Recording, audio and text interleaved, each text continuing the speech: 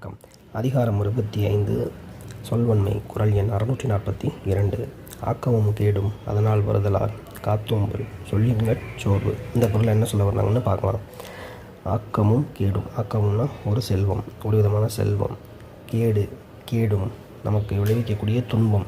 ஒரு நல்லது, ஒரு துன்பம் அப்படி எடுத்துக்கலாம். இந்த ரெண்டுமே அதனால் வருதலால். அதனால இங்கே எதை சொல்ல வர்றாங்கன்னா சொல்லாலே வருவதால் காத்தோம்பல், அதனை காத்து பேசும் பொழுது நம் நாவடக்கத்தை பின்பற்றி அதான் சொல்ல வர்றாங்க. சொல்லின்கண் சோர்வு. அந்த சோர்வுனா பிழை. அந்த சொல்லின்கண் நாவடக்கத்துடன் அந்த சொல்லின்கண் பிழை ஏற்படாமல் பேச வேண்டும் அப்படின்னு சொல்லியிருக்காங்க. அதாவது என்ன புரிஞ்சுக்கலாம் அப்படின்னா, கிறிஸ்பா இந்த குறள்லேருந்து ஒருவருக்கு ஏற்படக்கூடிய நன்மையும் துன்பமும் அவர் பேசும் சொல்லாலே வருவதால் பேசும் பொழுது நாவடக்கத்தோடு சொல்லினை காத்து அந்த சொல்லில் பிழை ஏற்படாமல் பேச வேண்டும். அதுதான் ரொம்ப அழகாக திருவள்ளுவர் இந்த குறளில் சொல்லியிருக்காங்க. குறள் விளக்கம். செல்வமும் கேடும் ஒருவர் சொல்லுகின்ற சொல்லால் வருவதால் ஒருவன் பேசும் பேச்சில் பிழை வராமல் விழிப்புடன் பேச வேண்டும். நன்றி. நாளைக்கு அடுத்த குறளில் சந்திக்கலாம்.